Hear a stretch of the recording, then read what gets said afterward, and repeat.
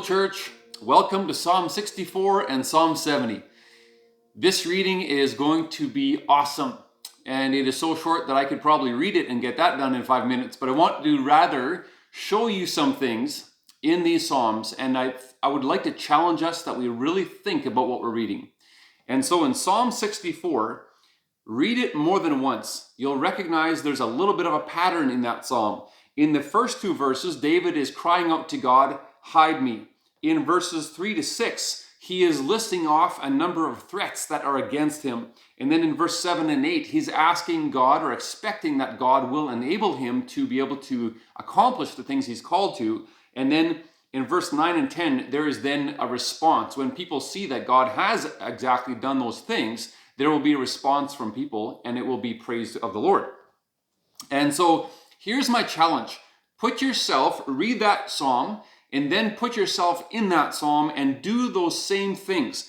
In verse 1 and 2, cry out to the Lord. Ask the Lord to hide you from things that are against you. And what does it mean for God to hide us? If you want a kind of a playful way of understanding that, imagine that you're an adult in a house and you're babysitting some kids and they're playing hide and seek. And you're upstairs in the room, maybe sitting on a chair somewhere and reading, and one of the kids who is not counting to 20 runs up the stairs and comes to you and says, maybe he's your kid, and says, "Hey mom," or "Hey dad, help me find a place to hide. Hide me." What do they want you to do? They have the thought that you have the wisdom to know where a good place to hide would be, so that when their friend comes up the stairs looking for them, they will just see you, the adult, there and go and think, "Oh, the guy they're looking for is not there," and they'll leave and go away. That's really what David is thinking God is doing. God is a place, he is a hider and a place to hide in, but also somebody who hides us. And so with that, when people who are attacking us, not just playing hide and seek, but actually want to steal, kill, and destroy us, when they come up around the corner, all they see is God, and they actually want to leave. That's what David wants. And so you can start your prayer based on verse 1 and 2, and just say, "God, hide me. I want to come to you for that hiding." And then in verse 3 to 6, list off a number of threats that are against you. For some people, this will be actually, like in David's case, people that are against them. For some of us, it will be our thoughts that are against us. Maybe thoughts of that we're not worthy, or thoughts of I'm not good enough, or maybe we struggle with different things in our thought life. Just list those off as threats. And to some of us, all of us actually, it's going to be demonic forces that are against us. And some of us might just be going through a tough situation.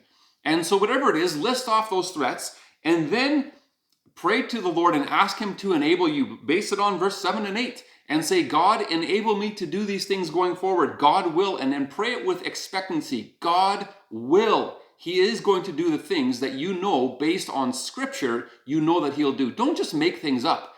Base them on Scripture and then pray based on Scripture. God will do these things. And then when that happens, verse 9 and 10, you could pray a prayer or sing a prayer of praise that would say, when that happens, I'm going to rejoice in the Lord, and so is everyone else who sees what's done. That's the pattern that David followed in Psalm 64, and I would challenge you to put yourself into that pattern. And if you want some encouragement, you could look in Acts chapter 4, verse 24 to 31. You'll see that the early church did exactly the same thing. They followed the same pattern. They cried out to God to help them. They listed off the threats that were against them. And then the only thing they did differently is that instead of saying God will help us, they say God did help us. They were praising him for what he had already done. You could even do the same thing. And then when you get to Psalm 70, this is really cool. David follows actually a bit of a similar pattern, where verse 1 and verse 5 are crying out to God for help. Verse 2 and verse 3 is essentially canceling the debts, or canceling, not the debts, but canceling the threats against them. Those who've been sent against them, he's canceling them in the name of the Lord. And then in verse 4, he's filled with joy, with gladness, and with praise.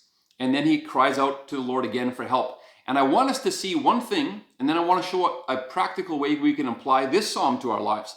So in verse 5, when David says, "Yet I am poor and needy," think about that. David would arguably be the richest man in his known circle of people. He's the king, and he has all the resources at his disposal, much like you and me. We are some of the richest people on the planet and who have ever lived. And yet, David said he's needy. He's aware of a spiritual need that he has. This is very much what Jesus pointed out to the church of Laodicea in Revelation chapter 3, verse 14 to 22.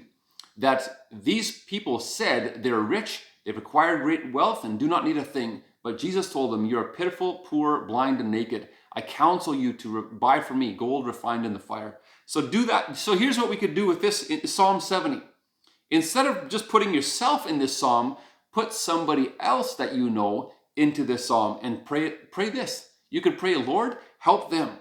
Like verse 1 and verse 5 say. You could, like verse 2 and 3 say, you could say, Lord, cancel the threats that are against them.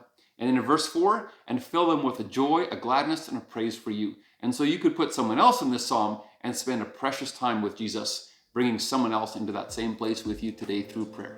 Enjoy your day with Jesus.